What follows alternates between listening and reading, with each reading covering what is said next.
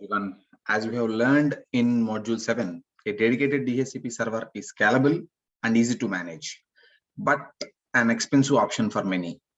An efficient alternative is to configure a Cisco router as a DHCP server, so it can provide the DHCP services without the need for a dedicated DHCP server. In this video, I'm going to demonstrate the Packet Tracer activity 7.2.10, where we configure a router as a DHCP server. So follow the steps, check out the guidelines, and we can clearly configure a Cisco router to act as the DHCP server. So let's get going. This is the topology that we got, where we are given an addressing table. We have three routers here: R1, R2, R3. R1 and R3 are connected to individual LANs where they are connected to R2, and we have a DNS server here. It's all given in the addressing table, their individual IPv4 addresses and the subnet masks. There are four objectives clearly given for this particular PT activity. The first objective is configure a router as a DHCP server. The second objective is configure DHCP relay. The third objective is configure a router as a DHCP client. And the fourth objective is verify DHCP and connectivity. Okay, so let's start from part one. So configure a router as a DHCP server. In this, it is saying that addresses that have been statically assigned to devices in the networks that will use DHCP must be excluded from the DHCP pools. This avoids errors associated with duplicate IP addresses. This is what we discussed in our earlier module video. So in this case, what is happening is it is asking me to configure R2. So we are going to start our work on R2 first. So to exclude the first 10 addresses from the R1 LAN. If you check it out here, the R1's LAN is 192.168.10.0/24. The subnet mask is 255.255.255.0. Similarly, we have another LAN here, which is connected to R3, which is given as 192.168.30.0. So my understanding is when the devices are connected to these LANs, these devices PC1 and PC2 should be acquiring their IP addresses dynamically through the DHCP pool, which is to be configured on R2. So let us see how we configure it step by step. Okay, so let me start on R2 first. So configure R2 by clicking on it, and it's asking me to exclude the first 10 addresses from the R1 LAN. So let me click on R2. Okay, now let me do the things first. Enable and then configure terminal to go into the global configuration mode. Once you go enter into the configuration mode, let me just put it here. It's asking me click on IP DHCP excluded address. As I told you, this command can be issued for a single address or for a range of addresses. Here I'm going to mention the range of addresses so that the first 10 addresses from the LAN are not going to be assigned via the pool.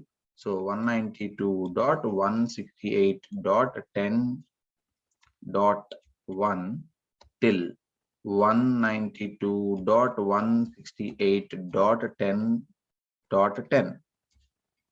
Okay. So here what I'm doing is I'm trying to exclude these addresses from the DHCP pool that we are going to create. Okay. So is also asking me to exclude the first 10 addresses from the R3 LAN. R3 LAN is also the same as I told you earlier.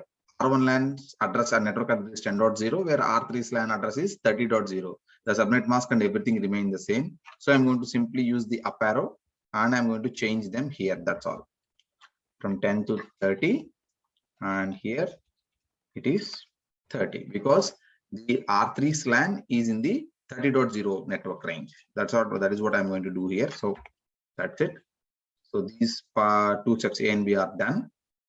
I excluded both of them. Now in step 2, it is asking me create a DHCP pool on R2 for R1 LAN. Okay. So let me start with creating the pool name, and please make sure that you have to type in the same name that is shown here. It is case sensitive. So IP DHCP pool R1 LAN, all caps. This is the pool name that we have assigned for the pool that we are going to configure for the devices that are going to be connected in the R1 LAN. And I mean this particular part, this particular network. Okay. So enter. Now, once I create the pool name, I have to give some addresses into that pool, right? So for configuring that pool, I'm going to use the command network, network network 192.168.10.0. This is the network address, and I should also mention the subnet mask space 255.255.255.0. Okay, so I mentioned I now gave the range of addresses that can be used under this particular pool, but I also gave the excluded addresses also. So within this 10.1 till 10.10 will not be used. Okay, so enter. And I should also mention the default router. So default router 192.168.10.1. so this is nothing but this particular LAN, for this LAN this is nothing but the IP address. You can see here 10.192.168.10.1, which is the ZV0 address of R1, which is here R1. This is the one. So I assigned the DHCP pool. Now let me go on. And then finally, we have to give the DNS server also. You can see here, configure the DHCP pool to include the network address, the default gateway, and the IP address of the DNS server. So how do you know what is the IP address of the DNS server? You simply go back to the addressing table. You can clearly see here the DNS server is mentioned here, and it is also given me the IP address.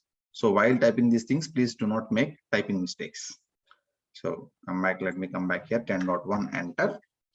DNS server space 192.168.20.254. Okay, enter. This is how we do it. So we have created a DHCP pool on R2 for the R1 LAN.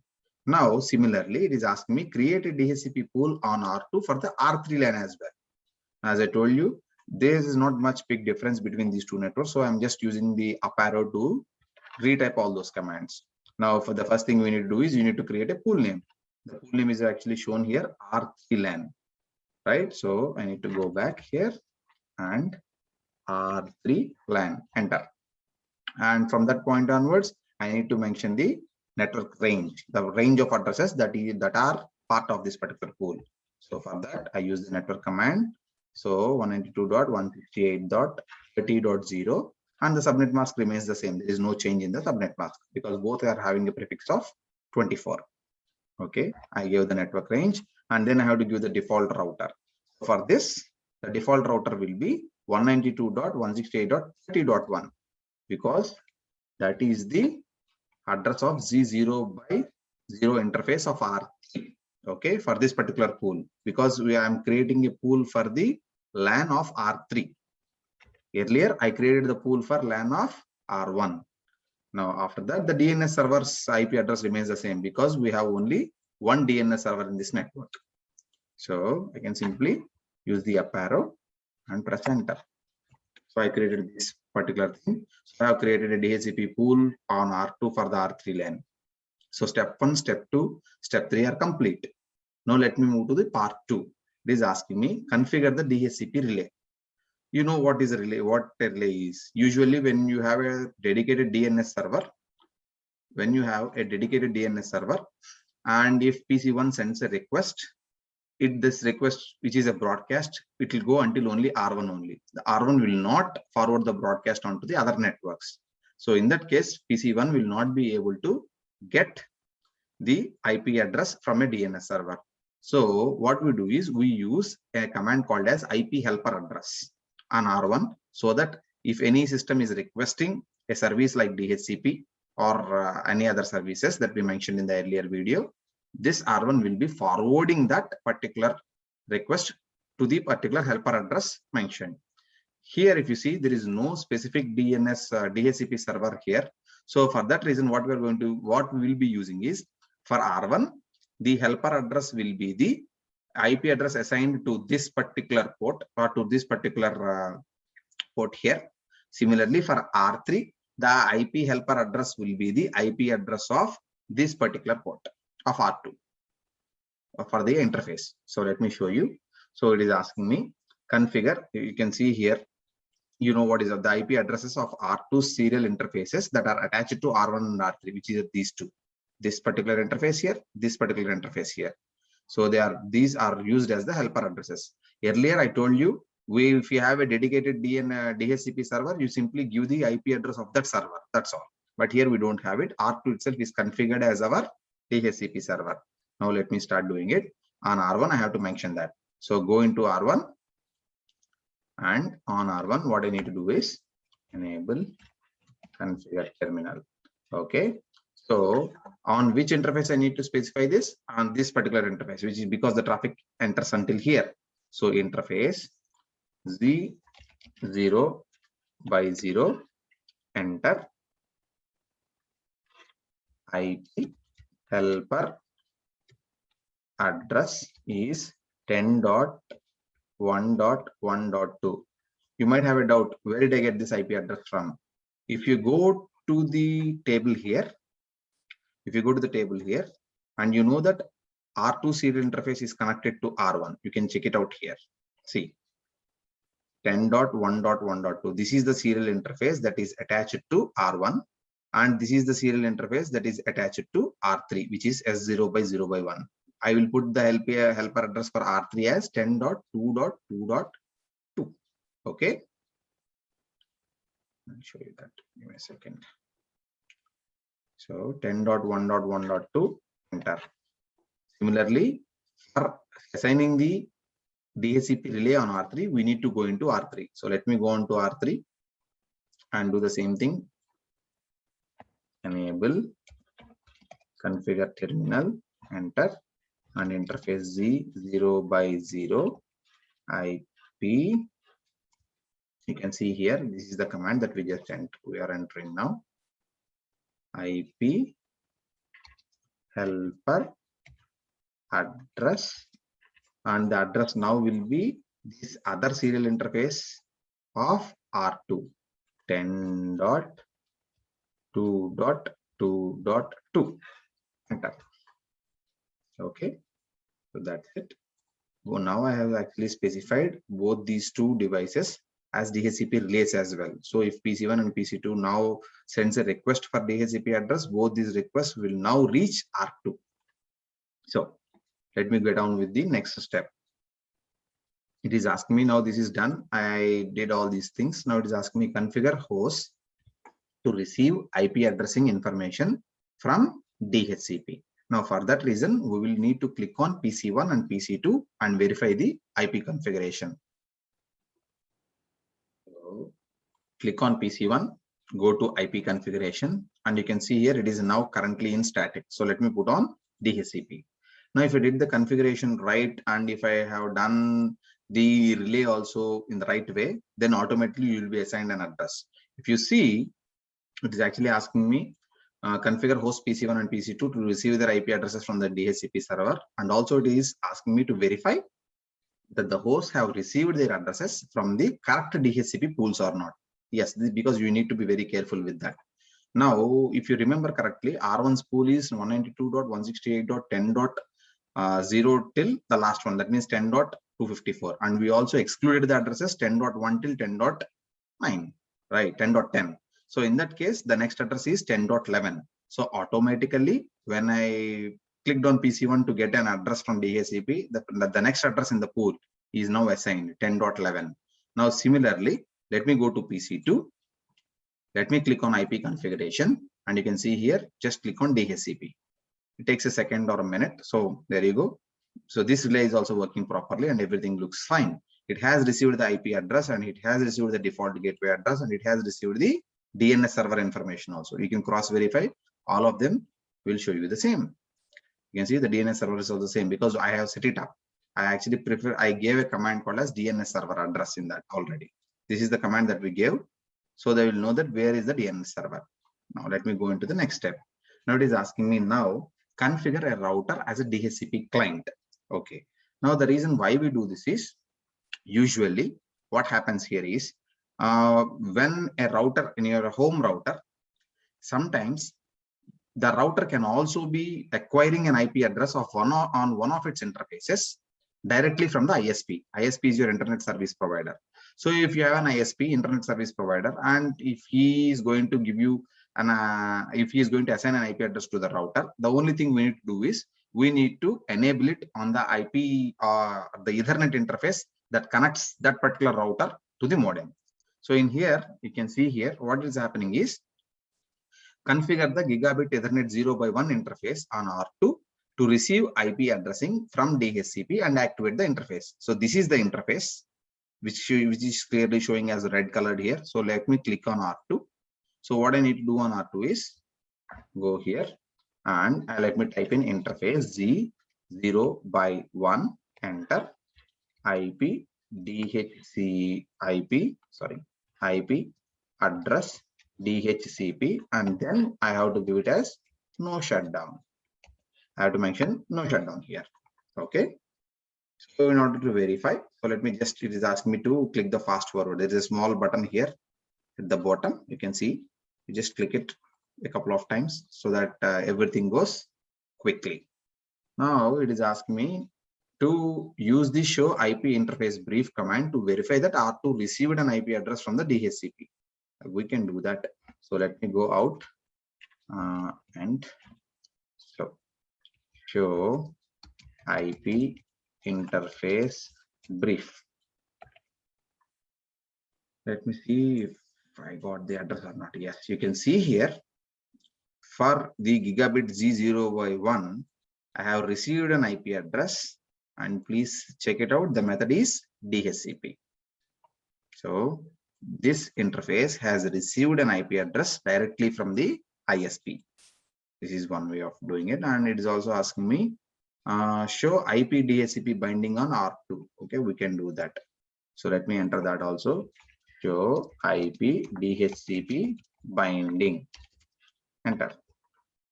You can also see here there are two addresses that are assigned from the DHCP, and those two addresses belong to both the PCs.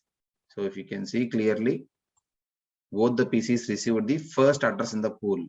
Now, if you remember, the first command that we entered is excluded address. So from 10.1 till 10.10, I excluded it. So the first address which belongs to this pool is 192.168.10.11. So automatically PC1, when it requested an address from the DHCP pool, it granted the first address of the pool, which is 192.168.10.11. Similarly, in the R3 LAN, the first usable address in the pool is 192.168.30.11. So that is the reason we got both those things. And this is the MAC address, the binding, because it shows the MAC address and it shows there are two things. Okay. And there is last, is there anything else? Okay, this is what we got it, fine. And it is asking me to verify if PC1 and PC2 can now ping each other or not. Let me do that from PC1. Okay, let me go into command prompt. Ping, what is PC2? 192.168.30.11. Let me see if I'm able to ping this or not. Let me see if the ping is successful or not. If the ping is successful, then everything should be fine. Yes, you can see here the ping is successful. So everything, all the configurations that you did are working perfectly. So this is the first packet tracer activity that we completed on DHCP.